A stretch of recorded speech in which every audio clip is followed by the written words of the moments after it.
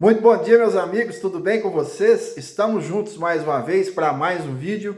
Eu lembro a você que ainda não se inscreveu em nosso canal Antônio Lima Braga Júnior. Vá lá, faça a sua inscrição, clique no sininho para receber notificações de novos vídeos, compartilhe esse vídeo com seus amigos, com seus grupos nas redes sociais e nos ajude a divulgar a palavra de Deus. Nós também estamos no Instagram e no Facebook. Sendo que no Facebook, quem nos acompanha pode ler o capítulo inteiro da Bíblia comigo, de segunda a sábado, e aos domingos a gente faz esse bate-papo, tá bom?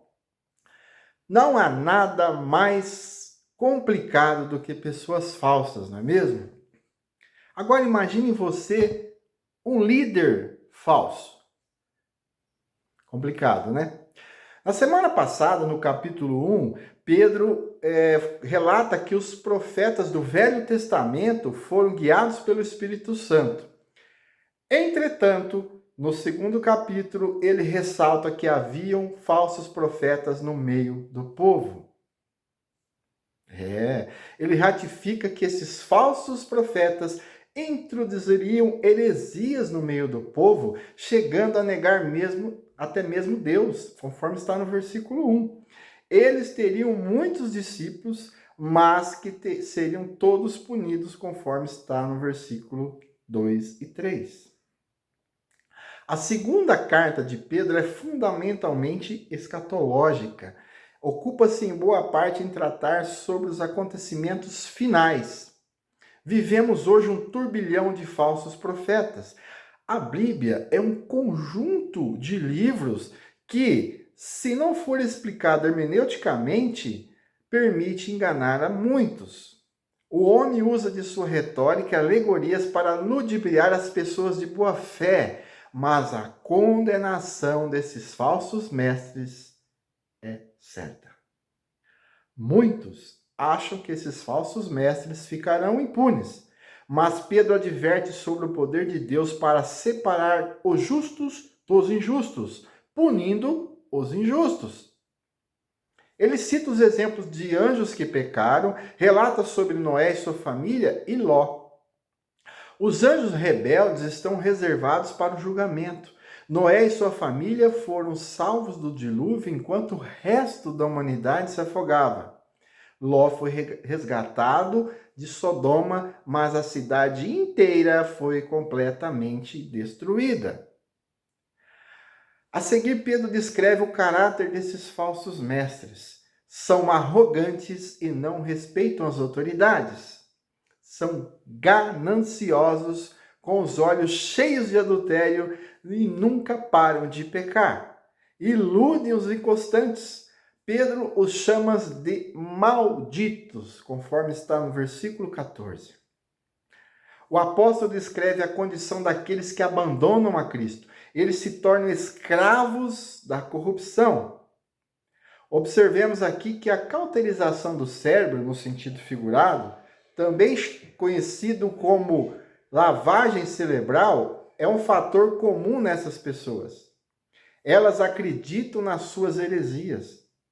Atualmente temos uma infinidade de crenças e seitas que propagam absurdos, inclusive entre os mais letrados.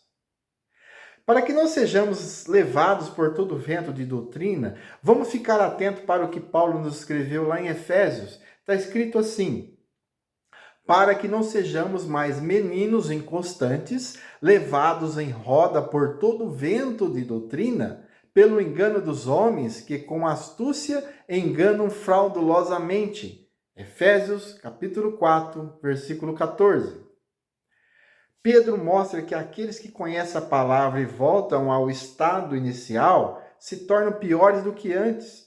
Ele compara os mesmos como ao cão que retorna para comer o seu próprio vômito, ou então o porco lavado que retorna para o lamaçal. Devemos sempre tomar cuidado quando aprendemos, interpretamos e quando ensinamos sobre a palavra. Nossos desejos da carne não podem fazer com que o nosso entendimento seja distorcido. Quando Timóteo ainda era jovem, recebeu de Paulo muitos ensinamentos e muitos avisos. Um deles dizia o seguinte: Porque virá o tempo em que não sofrerão a sã doutrina, mas tendo comichão nos ouvidos, amontoarão para si doutores, conforme as suas próprias concupiscências, e desviarão os ouvidos da verdade, voltando às fábulas. Mas tu, se sóbrio em tudo, sofre as aflições, faze a obra do evangelista, cumpre o teu ministério. Segundo Timóteo, capítulo 4, versículos 3, 4 e 5.